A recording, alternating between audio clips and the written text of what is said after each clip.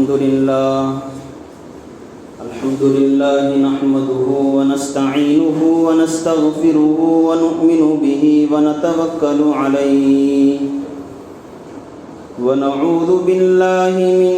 شرور أنفسنا ومن سيئات أعمالنا من يهده الله فلا مضل له ومن يضلله فلا هادي له ونشهد أن لا إله إلا الله وحده لا شريك له ونشهد أن سيدنا ومولانا محمدا عبده ورسوله أما بعد فقد قال الله تبارك وتعالى في القرآن الكريم فأعوذ بالله من الشيطان الرجيم بسم الله الرحمن الرحيم لا يتخذ المؤمنون الكافرين أولياء من دون المؤمنين ومن يفعل ذلك فليس من الله في شيء إلا أن تتقوا منهم تقاه ويحذركم الله نفسه وإلى الله المصير وقال النبي صلى الله عليه وسلم من تشبه بقوم فهو منهم أو كما قال عليه الصلاة والتسليم صدق الله العظيم وصدق رسوله النبي الكريم ونحن على ذلك لمن الشاهدين والشاكرين الحمد لله رب العالمين. بزرگان محترم، عزیز نوجوان دوستوں، بھائیوں، خطبے میں آپ حضرات کے سامنے قرآن کریم کی ایک بہت ہی اہم آیت کریمہ تلاوت کی گئی ہے. اسی طرح ایک حدیث پاک بھی آپ حضرات کے سامنے پڑھی گئی. اس وقت مسلمانوں کے ایمان پر جو آفتیں اور پریشانیاں، مصیبتیں آ رہی ہیں اور مسلمانوں کا ایمان مضبوطی کے بجائے کمزور ہونے لگا ہے، اس کے جو کئی سارے اسباب، کئی ساری جو وجوہات ہیں، ان میں ایک وجہ ایسی ہے جس کی طرف قرآن کریم کی اس آیت کریمہ اور رسول اللہ صلی اللہ علیہ وسلم سے آئی ہوئی اس حدیث پاک میں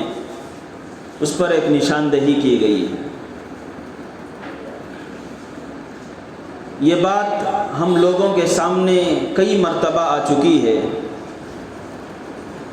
کہ اللہ تبارک و تعالیٰ کے یہاں کل قیامت کے دن وہی آدمی کامیاب اور کامران سمجھا جائے گا جس کا ایمان مضبوط سے مضبوط ہو اور شرک کے ساتھ، کفر کے ساتھ اسے حد درجہ نفرت ہو. اللہ تبارک و تعالیٰ کی یکتائی، اللہ کی وحدانیت، اللہ تبارک و تعالیٰ کے ایک ہونے کا جس کے اندر جتنا زیادہ پکا یقین ہوگا اور اللہ کے ساتھ شرک اور اللہ کا انکار اور کفر، ان چیزوں سے آدمی کی جتنی نفرت ہوگی، ان چیزوں سے آدمی جتنی دور بھاگے گا. ایک حدیث پاک میں اشارہ ہے، بلکہ تصریح ہے کہ اس سے ایمان مضبوط ہوتا ہے. ایک تو یہ کہ اللہ کے ایک ہونے پر یقین، اور دوسری بات یہ کہ شرک اور کفر کے ساتھ، شرکیہ چیزیں اور کفریہ چیزوں کے ساتھ حد درجہ نفرت، اس سے ایمان کامل ہوتا ہے۔ ایک حدیث پاک کے اندر اللہ کے نبی صلی اللہ علیہ وسلم نے ارشاد فرمایا، من احب للہ و ابغض للہ فقد استکمل ایمانا، جو اللہ تبارک و تعالیٰ کے لیے محبت رکھتا ہے اور جو اللہ تبارک و تعالیٰ کی خاطر کسی سے، کسی چیز سے بغض رکھتا ہے، نفرت رکھتا ہے، اس کا ایمان مکمل ہو گیا۔ آدمی کو کوئی چیز پیاری ہے، کسی شخص کے ساتھ اسے محبت ہے، اگر یہ محبت اور چاہت خواہ کسی شخص سے ہو، کسی ذات سے ہو، یا کسی چیز سے ہو، یا کسی عادت سے ہو، کسی رسم و رواج سے ہو، کوئی خاص طریقہ کار سے ہو، کوئی خاص چیز آدمی کو پسند ہے، کوئی خاص شخص ہے اس سے آدمی محبت کا تعلق رکھتا ہے، کوئی خاص طریقہ ہے انسان کو وہ پسند آ رہا ہے، اور یہ پسند آنے کی بنیاد اللہ تبارک و تعالیٰ کی ذات ہے۔ اسی طرح کسی چیز سے آدمی دور بھاگ رہا ہے، کسی چیز سے نفرت کر رہا ہے، کسی چیز کو دھتکاری ہوئی نگاہوں سے دیکھ رہا ہے، اگر اس کی بنیاد اللہ کی ذات ہو، میں اللہ کے لیے اس چیز سے نفرت کرتا ہوں، میں اللہ کے لیے، اللہ کی خاطر اس چیز سے دور بھاگ رہا ہوں، اگر یہ جذبہ ہو تو حدیث پاک کے اندر ارشاد فرمایا گیا فقد استکمل الایمان، اس آدمی کا ایمان کامل ہو گیا، اب وہ اللہ کے یہاں کامیاب اور کامران ہو گیا۔ ہم لوگ جانتے ہیں کہ اس وقت ہمارے ملک کے اندر، ملک کے جو دوسرے مسلمانوں کے علاوہ جو غیر مسلم لوگ ہیں، ایک بڑے طبقے کے یہاں ایک تیوہار اور ایک فیسٹیول چل رہا ہے، گلی گلی بازاروں کے اندر، اور اسی طریقے سے خاص طور پر رات کے وقت اس کا مظاہرہ ہم دیکھ رہے ہیں کہ کہیں پر پٹاخے چھوڑے جا رہے ہیں، کہیں اور کوئی چیز لائٹنگ کی جا رہی ہے، وغیرہ وغیرہ۔ یہ ان لوگوں کا مذہب ہے، ان لوگوں کی رسم و رواج سے یہ چیزیں متعلق ہیں۔ اللہ کے نبی صلی اللہ علیہ وسلم نے ہمیں یہی تعلیم دی ہے کہ لنا اعمالنا، ہمارا عمل ہمارے ساتھ ہو، ان کا عمل ان کے ساتھ۔ وہ اگر کر لیں تو اس وقت ہمارے وہ مخاطب نہیں، وہ ان کا مذہب ہے، وہ ان کا طریقہ کار ہے، وہ ان کا عقیدہ ہے، وہ ان سے تعلق رکھنے والی چیزیں ہیں۔ لیکن اس وقت یہ دیکھا جا رہا ہے کہ مسلمان جن کا ایمان صرف اور صرف اللہ تبارک و تعالیٰ کی ذات سے ہے، ان چیزوں سے جو اس وقت ان تیوہاروں کے اندر منائی جا رہی ہیں، برتی جا رہی ہیں، استعمال کی جا رہی ہیں، مسلمانوں کے دلوں کے اندر ان چیزوں کی قباحت یا برائی بہت ہی کم ہوتی جا رہی ہے۔ خاص طور پر یہ بات ذہن میں رکھنے کی ہے کہ جو بھی چیز باطل ہوتی ہے، حق اور باطل، جو چیز باطل ہوتی ہے اس کے اندر اٹریکشن زیادہ ہوتا ہے۔ جس چیز سے بھی انسان کو منع کیا جاتا ہے وہاں کچھ نہ کچھ انسان کی فطرت کو، انسان کے نیچر کو کھینچنے والی چیزیں ہوتی ہیں۔ اسی طرح جو پٹاخے پھوڑے جاتے ہیں اور اس طرح کی جو چیزیں ہوتی ہیں، انسان چونکہ ایسے معاشرے کے اندر عام طور پر پرہیز کرنے کی صلاحیت اس کے اندر نہیں ہوتی، تو ان چیزوں کے اندر بھی اسے کچھ اٹریکشن رہتا ہے، اور گھر کے بچے اور گھر کے اندر جو ہماری اولاد ہوتی ہے وہ ان چیزوں کے باپ کو پریشان کرتی ہے، اصرار کرتی ہے، ماں کو پریشان کرتی ہے کہ یہ چیزیں ہم بھی لائیں اور ہمارے گھروں کے سامنے بھی ان چیزوں کو جلایا جائے، پھوڑا جائے، وغیرہ وغیرہ۔ اس وقت مسلمانوں کی کیا ذمہ داری بنتی ہے؟ اس چیز کی طرف میں آپ لوگوں کو توجہ دلانا چاہ رہا ہوں، اور اسی طرح اس جانب بھی توجہ دلانے کی کوشش کروں گا کہ اگر ہم اپنے بچوں کو، اپنی اولاد کو، یا پھر یہ کہ ہم اپنے تئیں یہ سوچ کر کہ یہ معمولی چیز ہی تو ہے، ہم لوگ ان چیزوں کی قباحت اپنے دل کے اندر رکھتے ہیں، ان چیزوں کو معمولی سمجھ کر، چھوٹی چیزیں سمجھ کر اگر ہم آج برتیں گے تو آئندہ ہماری جو اولاد ہے ان کے فیوچر پر اس کا کیا اثر ہوگا، اور اس کی وجہ سے ان کے ایمان پر کیا اثر پڑنے والا ہے، ان چیزوں کی طرف بھی انشاءاللہ توجہ دلاؤں۔ قرآن کریم کی جو آیت کریمہ آپ حضرات کے اندر جو حضرات کے سامنے تلاوت کی گئی، اللہ تبارک و تعالیٰ فرماتے ہیں لا يتخذ المؤمنون الکافرین اولیاء من دون المؤمنین، کہ مومن، اللہ تبارک و تعالیٰ پر ایمان رکھنے والا، مسلمان کہلانے والا، لا الہ الا اللہ محمد الرسول اللہ کلمہ پڑھنے والا اور اس کلمے پر ایمان اور یقین رکھنے والا، ایسا ہونا چاہیے کہ جو لوگ اللہ کو نہیں مانتے، یا جو لوگ اللہ تبارک و تعالیٰ کے ساتھ شرک کرتے ہیں، جو اللہ تبارک و تعالیٰ کے بنائے ہوئے قانون کو پسند نہیں کرتے ہیں، خدا کو خدا نہیں مانتے ہیں بلکہ اور کسی چیز کو خدا مانتے ہیں، ان لوگوں کے ساتھ مومن کو، ایمان والے کو تعلق نہیں ہونا چاہیے۔ قرآن کریم کی یہ جو آیت ہے اس کا مفہوم یہی ہے کہ ایک ایمان والا، ایک مسلمان ایسا ہونا چاہیے کہ غیر مسلم کے ساتھ، جسے ایمان کے ساتھ کوئی تعلق نہیں، اللہ کے ساتھ کوئی تعلق نہیں، رسول اللہ صلی اللہ علیہ وسلم کے ساتھ تعلق نہیں، اس کے ساتھ اسے کوئی رشتہ نہیں ہونا چاہیے۔ کیا مطلب ہے اس آیت کریمہ کا؟ اس آیت کریمہ کا مطلب یہ ہے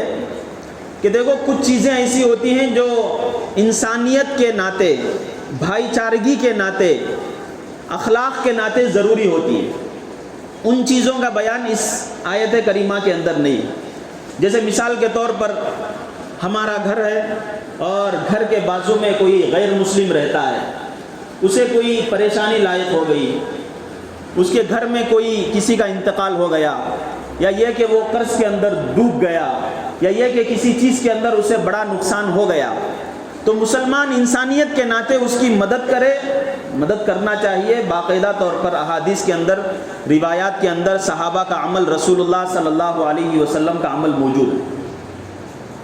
آیت کریمہ میں اس سے منع نہیں کیا جا رہا ہے۔ چنانچہ نبی کریم صلی اللہ علیہ وسلم جب مدینہ منورہ میں تھے، ابھی مکہ مکرمہ فتح نہیں ہوا تھا، مدینہ منورہ میں ہے، مکے کے اندر ایک ایسا زمانہ آیا جس میں بہت خطرناک انداز سے قحط سالی آ گئی، یعنی یہ کہ چونکہ وہاں بارش بہت ہی کم ہوتی ہے اور ذرہ برابر بھی وہاں کی اگنے والی چیزیں نہیں ہوتی، سب کچھ باہر سے جاتا ہے، تو ایک دور ایسا آیا کہ قریب کے علاقوں کے اندر بھی قحط سالی آ گئی، کوئی پتا نہیں اگ رہا، اور جو جانور ہیں وہ دودھ تک نہیں دے رہے ہیں، مر رہے ہیں، اور انسانوں کی روزی روٹی کا مسئلہ بہت ہی نازک ہو چکا ہے۔ اللہ کے نبی صلی اللہ علیہ وسلم نے اس زمانے کے اندر،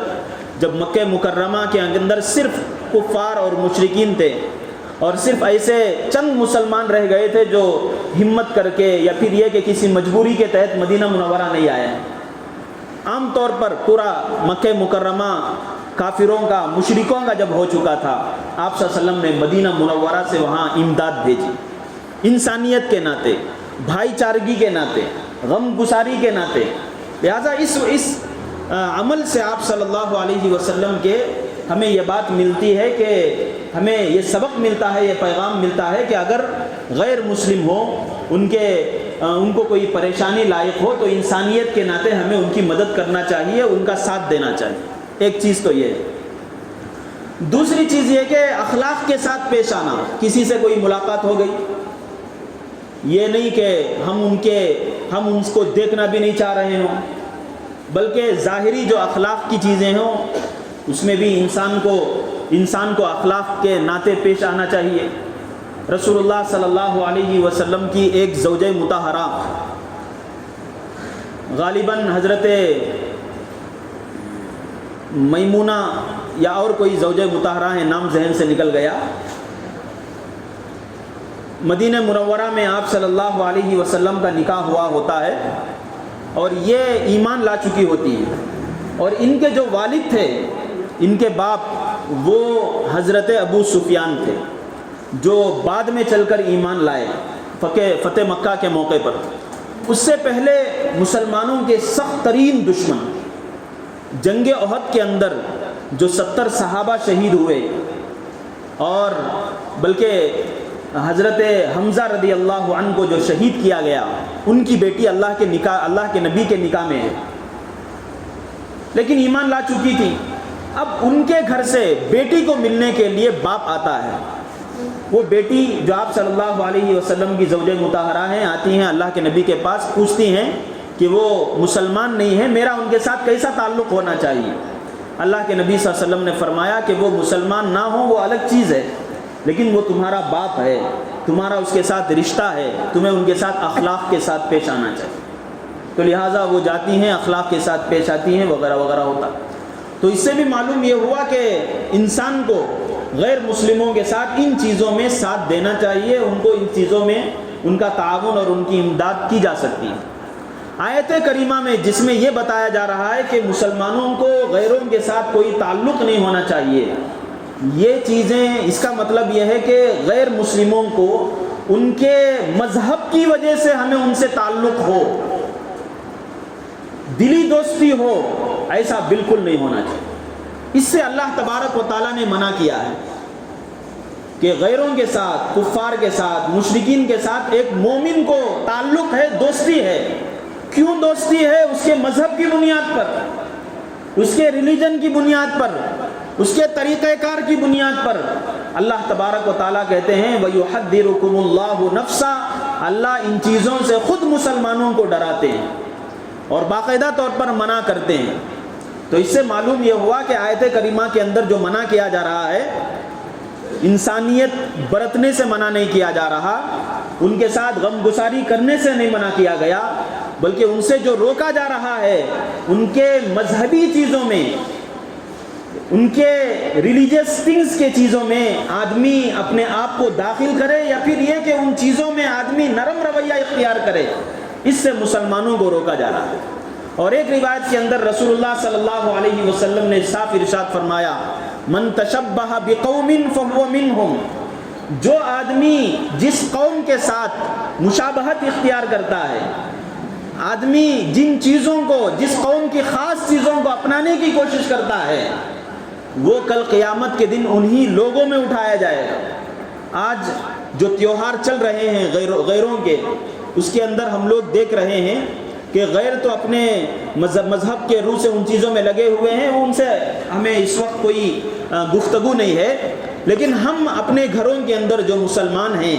جن کا ایمان اللہ پر ہے اور کفر اور شرک کے ساتھ انہیں بعد ہونا چاہیے، دوری ہونا چاہیے،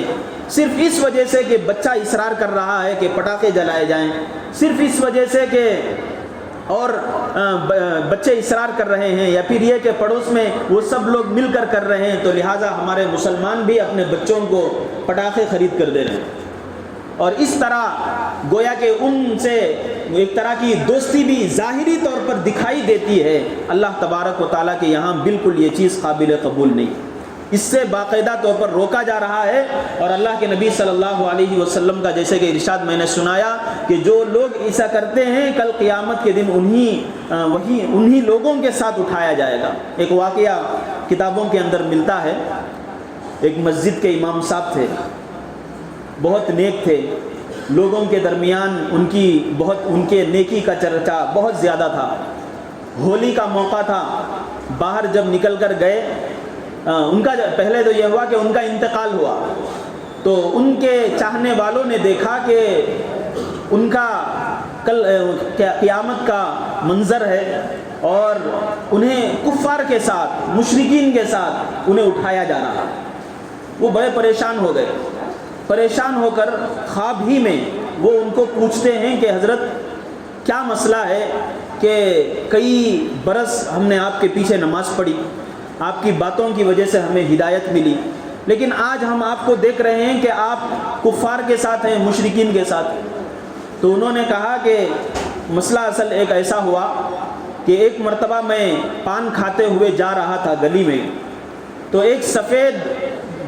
گدھا آ رہا تھا، اور وہ ایام تھے ہولی کے، رنگ برنگی چیزیں رنگیں ایک دوسرے کو لگائے جا رہی تھی۔ میں نے گدھے کے اوپر پان کی جو پیک تھی، پان کا جو تھوک تھا، وہ میں اس کے اوپر تھوک دیا، اور میں نے یہ کہا کہ سب لوگ رنگوں کے اندر رنگ برنگی ہو رہے ہیں، چلو تم بھی رنگین ہو جاؤ۔ یہ جان بوجھ کر نہیں کیا، بلکہ ایک مذاق کے طور پر کیا۔ تو اس کی وجہ سے اللہ تبارک و تعالیٰ کی ایسی پکڑ ہوئی کہ انہیں کفار اور مشرکین کے ساتھ اٹھایا جا رہا ہے۔ اس طرح اور بھی کئی سارے واقعات ہم لوگوں کو ملتے ہیں کہ جس کی وجہ سے ایمان آدمی کا کمزور ہو جاتا ہے، اور آگے چل کر جب ہمارے بچے ہم لوگوں کو دیکھتے ہیں کہ ہم لوگ جب چھوٹے تھے تو ان چیزوں سے ہمارے والدین نہیں روک رہے تھے، تو ان چیزوں کی قباحت اور ان چیزوں کی برائی بچوں کے دلوں سے بچپن ہی سے نکل جاتے ہیں، اور جب یہ آگے بڑھتے ہیں تو اس سے آگے بڑھ کر غیروں کے پوجا میں شریک ہونے سے بھی وہ اپنے آپ کو نہیں روکیں گے۔ وہ یہی کہیں گے کہ ہم نے اپنے ماں باپ کو دیکھا کہ وہ بچپن میں ہم کو ان چیزوں کے ساتھ کھیلنے کے لیے دیتے تھے، وہ ہمارے ساتھ شریک ہوتے تھے، تو معلوم یہ ہوا کہ یہ چیزیں کوئی بری نہیں ہیں۔ بچوں کے اندر خاص طور پر چھوٹے جو بچے ہوتے ہیں، ان کے ذہن پر جیسا نقش بیٹھ جاتا ہے شروع میں، اسی کا اثر آگے چل کر بھی رہتا ہے۔ آگے چل کر خدا نہ کرے آج تو وہ ہم لوگوں کے سامنے ہیں، وہ مسجدوں کو آنے والے ہوں، اور کل کے دن وہ آگے چل کر گھروں کے اندر ہی پوجا پاٹ کرنے لگیں، یہ کوئی بعید نہیں ہوتی۔ یہ اس وجہ سے کہ بچوں کے اندر خاص طور پر بچپن ہی کے اندر سے انہیں کفر اور شرک کی چیزوں کے ساتھ انہیں بچپنا کہہ کر چھوڑ دیا جاتا ہے، اور یہاں تک بات پہنچ جاتی ہے۔ تو اس لیے آپ حضرات سے گزارش کی جاتی ہے کہ یہ جو تیوہار چل رہا ہے اس وقت، ہمیں وہ غیروں کا طریقہ ہے اس میں ان لوگوں کو رہنے دیجیے، ہمارا اس سے کوئی تعلق نہیں ہے۔ مسلمانوں کو چاہیے کہ ہم اپنے بچوں کو چاہیے کہ ان چیزوں سے دور رکھیں۔ جیسے پرورش ہوگی بچوں کا ذہن ایسے ہی بنے گا۔ جن بچوں کو پہلے ہی سے انہیں روکا جاتا ہے، جب وہ بڑے ہوتے ہیں تو ان چیزوں میں انہیں ذرہ برابر بھی اٹریکشن نہیں ہوتا،